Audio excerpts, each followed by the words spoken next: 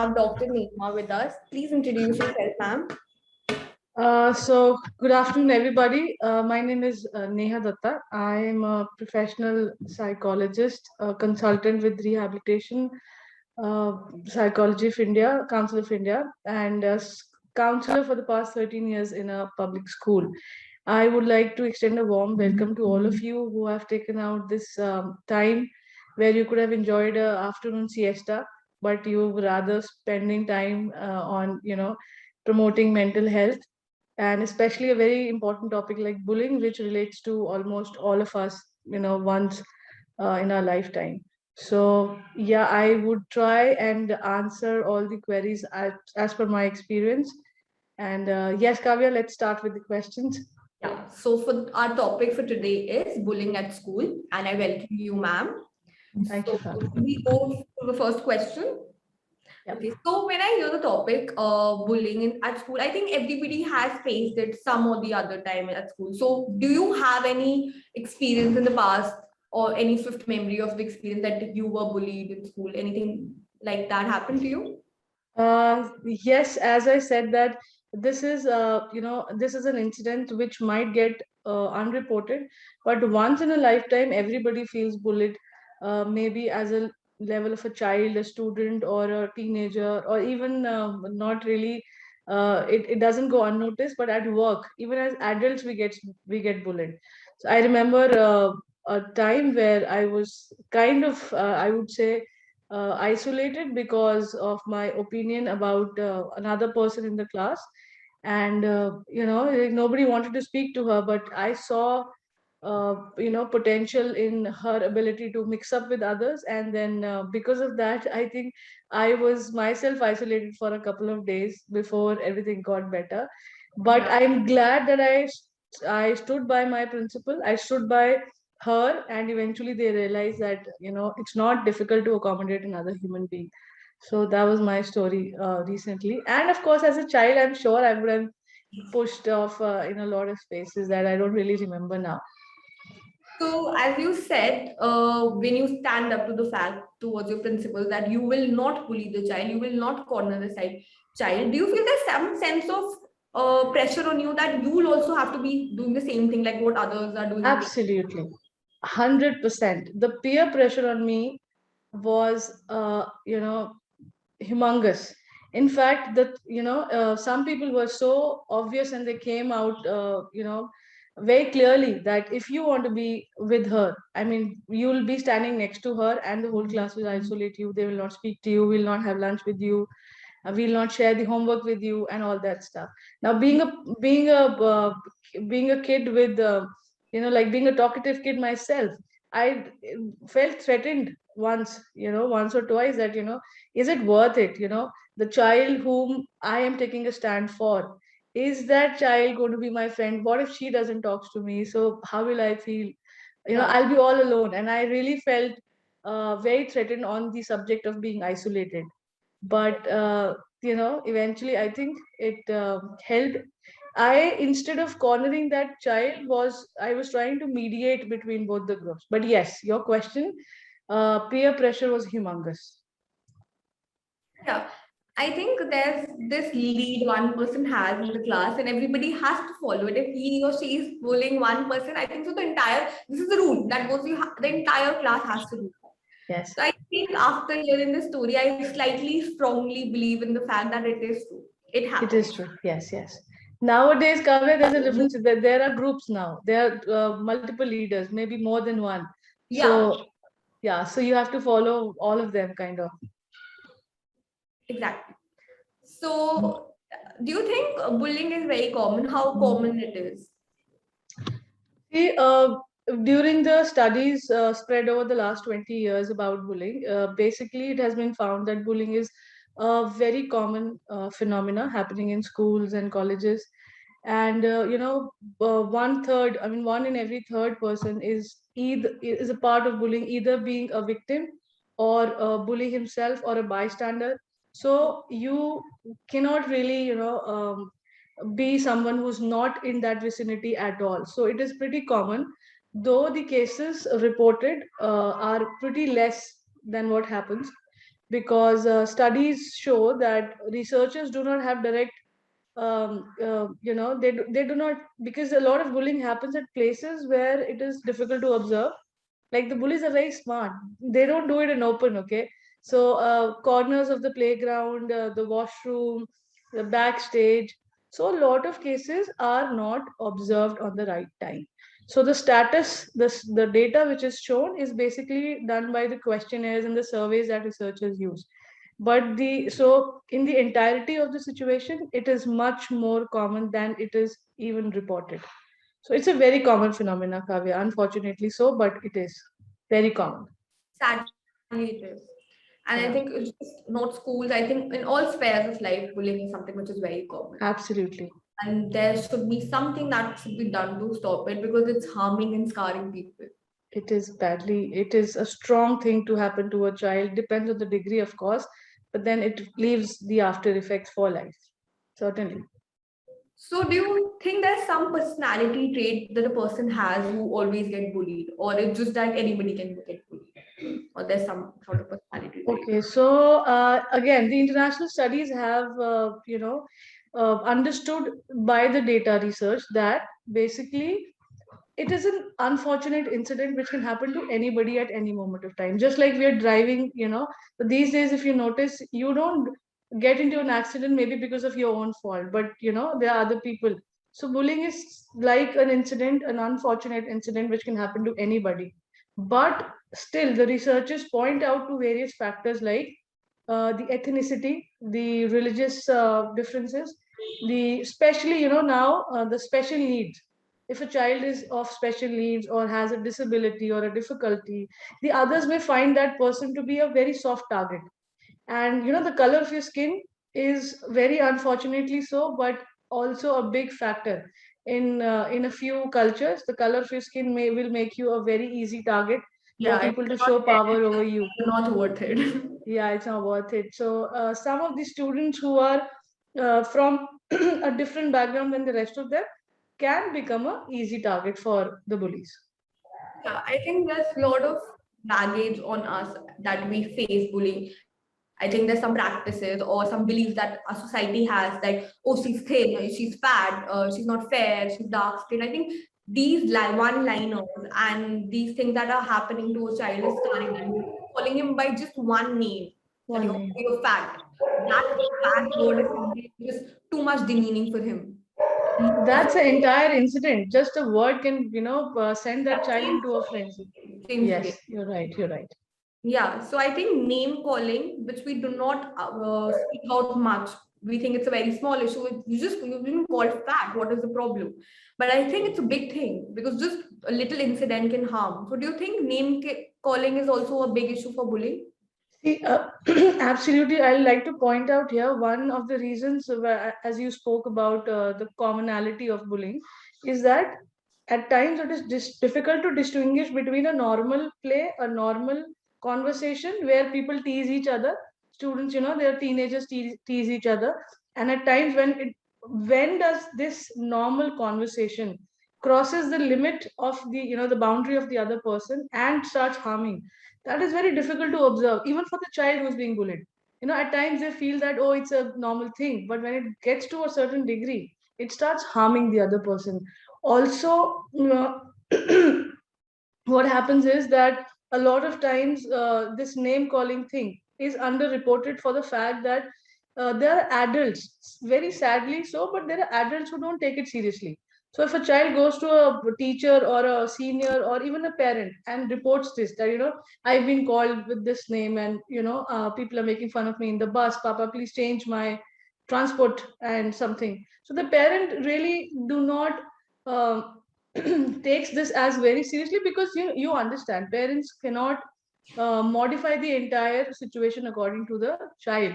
Like they can't change the transport every day, but Exactly. just taking that seriously and go taking up the matter with the concerned person, not even with the parents. I would never advocate one parent going and fighting with another parent on these things.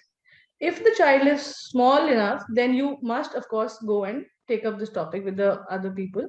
If the child is big enough, then I would always advocate that you speak to your child first.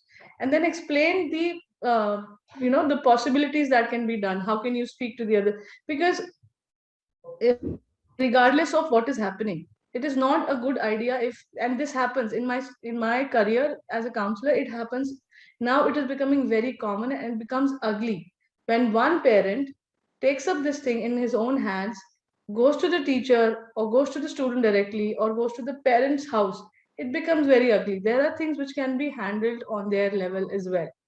So name calling is not a simple act of taunting or something. Just repeatedly saying something demeaning and disrespectful to another person, another human being, becomes bullying of itself. It's a big thing. Exactly. And I just wanted to ask you one more question. Is there any signs or is there any warnings that you can know that this person can be bullied or this person is getting bullied? Is there some signs that you can identify the person is being bullied or not? Of course, it depends basically on the age of the children also. So, like we were talking about, when the child is, up till class 6th to 7th, they are more likely to report these incidents because they feel that the adults are more approachable. They still have trust in their Exactly. adults.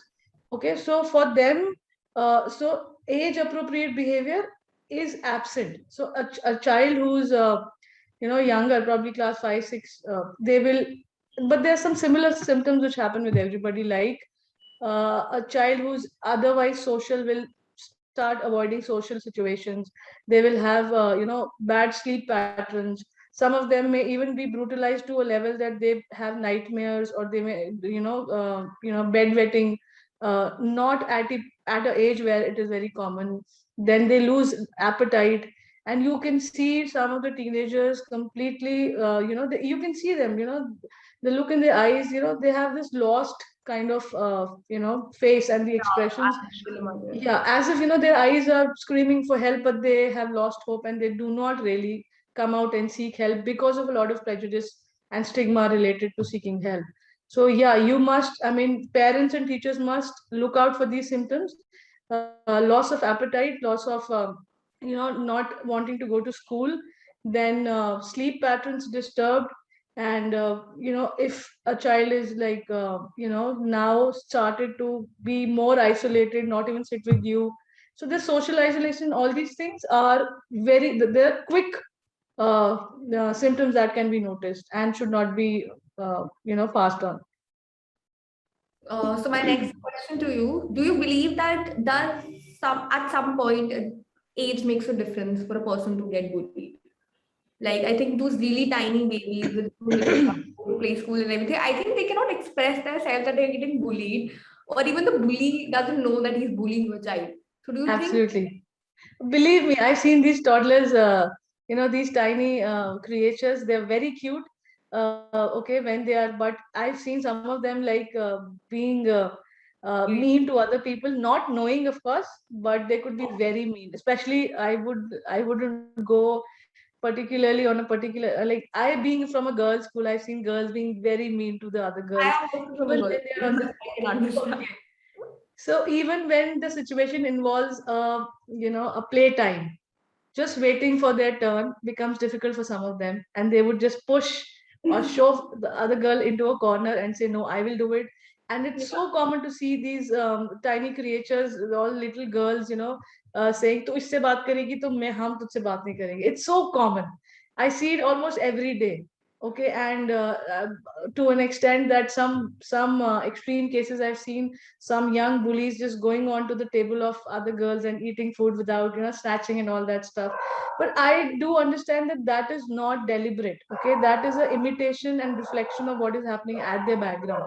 Maybe they Yeah. see all these things at their home. Things at Okay, home. Or, yeah. home or others, maybe their elder siblings are doing things like that. But the elder ones, they have a lot of reasons for being apart. And so I would name a few, like power, for example. Teenagers have this new sense of self, coming up in them. So they feel, if I am a person who can demean the other person, I'll feel power. then peer pressure. And you'll be surprised, Kavya, that some children do engage in bullying just for the sheer pleasure of it. As in, I have been talking to some students who say that, ma'am, we were feeling bored, and this was adding a little excitement and drama to our lives. And we did not mean harm, but of course it did. And being in a prejudiced society where at home you're told that this religion or these kind of people you should stay away with, or these people are wrong, that really reflects in the behavior of the child at school. So uh, as you said, they are not meant to harm, like pranks or certain kind of jokes where we normalize it. Oh, I was just joking, or I was just totally. joking, and why are you taking it so serious? You think that is also bullying? That's not a prank. For some person, it's a prank, but from the other side, it's not. So, see, Kavya, all of us are very different. I Yeah. may not like the jokes that you like. Okay. So, Yeah. for me personally, as I'm a person who doesn't like sarcasm at all. And I have had friends who do not know any other language apart from sarcasm, even when they're normally talking. Okay. So, considering the uniqueness in all of us, I think it becomes imperative for us to understand what kind of space does the other person want. But I fail to understand this basic upbringing fault in our culture, that we don't really teach our children how to make healthy boundaries. It is only till the time, up till they are actually hurt, is the point that they go and talk about it to the other people, and then they after being subjected to something distressing or demeaning, is the time at times people think, oh, I don't like this. Because initially they don't even know that they're being disrespected. They are so used to the see, I mean, it depends from family to family. There are some teachers who bully students on an everyday basis. There are some parents who would like to be harsh to their kids, who would like to punish them for every single mistake of theirs. So at times the children are in a habit, so they don't really come to know. But yes, I would not be comfortable in a prank where I will feel embarrassed or demeaned. So it is a subjective matter from people to people. Yeah. So when it comes to gender, do you feel a guy or a girl might feel they might be bullied in different ways, or do you think it does that matter? The gender matters when it comes to bullying. No, I think it does matter. As per my experience in a girls' school and a therapist, I've seen both the cases. And with the studies, it shows that mostly the boys are indulging in physical form of bullying. As in, they want to show it off, their muscle strength, and they want to show that they're stronger. But the girls, on the other hand, they have very subtle sense of bullying. They are more into psychological bullying, as in they would ignore the other person, or they would group against one person. Again, the name calling stuff which you were Yeah. talking about, it happens mostly in girls, because they are the ones who are more prone to getting hurt with that. But one form of bullying which is common in all the genders is verbal bullying. It Yeah. starts from verbal bullying and goes on to different branches, different levels. So boys and girls, because the physical bullying, Kavya, in the boys is more easy to spot. That is why we know that that happens more. Otherwise, it doesn't make it any less brutal for the girls. Only the way they are bullied is different, the effect is the same. Yeah. So as we were talking like different types of bullying, do you think at if a person who's a bully at a younger age, will he be turning out as a bully at adulthood as well? Like, why he's a bully at school? Do you think he'll be a bully at workplace as well if he's not monitored or? Yes. So, answering this from a psychological, psychopathological view, I have seen that not all of them, not all the people who were bullies or were the victims turn out to be like this, because it decreases. As you grow up, as a teenager grow up, they have a identity, they have a concept of right and wrong. So some people grow out of it with age, but it depends again on the atmosphere. There are people who are from families which have violence, which is very common at their homes. So even if they were not the bullies, they were the victims. what can happen is at that moment, probably one particular child did not have the muscle power or did not have the courage to stand against the bully. Now, eventually, over the years, he may have, gone to the gym and made up, all his body. And again, the physical violence stuff is very common. For him, it is something which is not out of the regular day. So he may now feel like paying back to other people for the stuff that he was subjected to. So yes, there are chances that this behavior can be converted into a abusive adult, but not according to the research. It's like not everybody would do that. Yeah, I totally agree. So, do you think when you said that he might not turn out to be a bully because their sense of ability of to learn about the fact that it's right or wrong, it comes Yeah. from the parents. So, do you think the parents play a key role in making a child a bully and making him understand that it's right, it's not right? Good question, Kavya. There, I do not know about the Western society. We in India have a very different upbringing. We start with the moral education. I'm sure they also teach their kids the difference between right and wrong. But in our society, it's always, it's always taught that we should love our brothers, sisters. It's like more focus is on loving and respecting the other person. Love thyself is not a concept here. So parents generally are not the first people who teach bullying. They generally do not. But again, like the bullies don't know what they're doing, at times the parents don't know what they're doing. At times, a lot of parents do not know the fact that hitting each other or being verbally abusive to each other in front of your child is not a right thing. At times there are small places, one or two room flats, and the parents are fighting all the time. This is what is getting inside the brain of that child.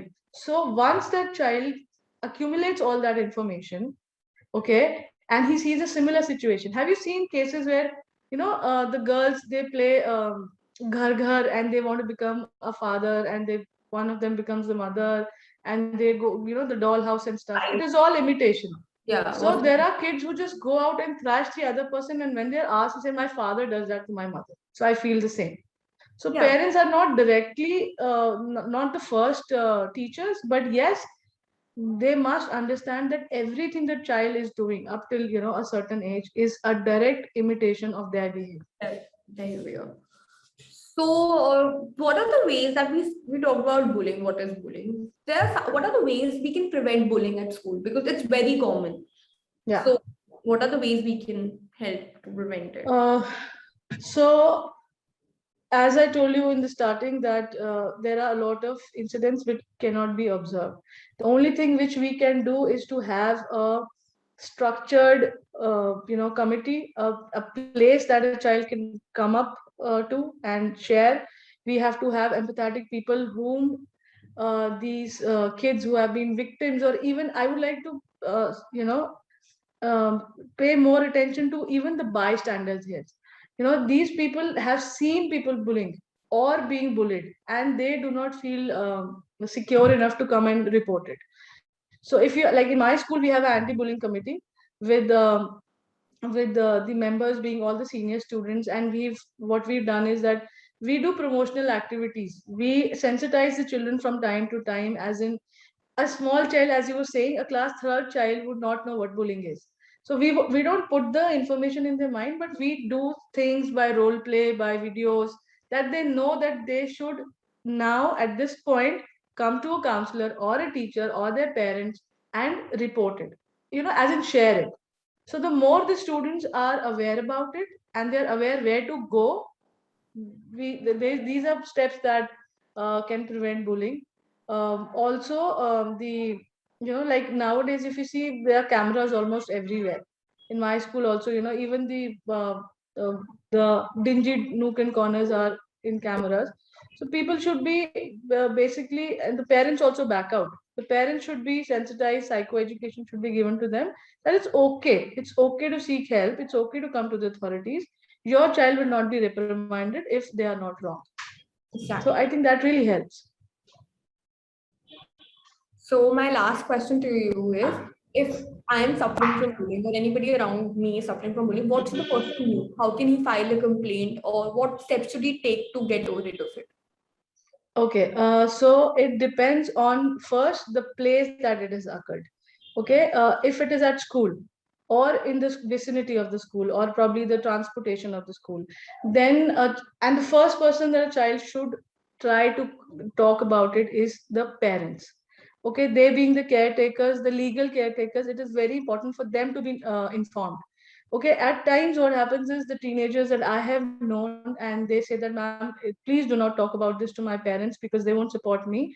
Then of course, as a school counselor, as a teacher, it is our job to listen to them. If that can be like I have had a couple of sessions where I've had both the parties sit face to face and solve it out or talk it out. If it does not involve the because it depends on the degree of the event. So if I'm a child who's being bullied, I must first speak to my parents about it, okay, without withholding any information, as if even if it was my fault, if I started it. Okay, then the second choice would be the school counselor and the teachers. And if not both of them, if the child is still stigmatized or afraid, then confiding in a friend can also help. Yeah. Okay, and then you should always report these incidents to the authorities so that this does not happen again and with another person. So I would encourage the students and parents to do that. Thank you so much, Dr. Neha, for being with us. And we had such an informative session, and all the information that you gave would be very useful for our viewers. Thank you so much for being with us. Thank you, Kavya, for having me at the Soul App, and I would like to thank you for promoting people in mental health. And I wish you all the best, all of you. Just you know, let's destigmatize mental health now. Okay, it's Thank okay to you. seek help. All We are right. very happy to have you, and we'll be looking forward to more such sessions. Thank you, Dr. Neha. Bye bye. Thank you. Thank you. Bye bye.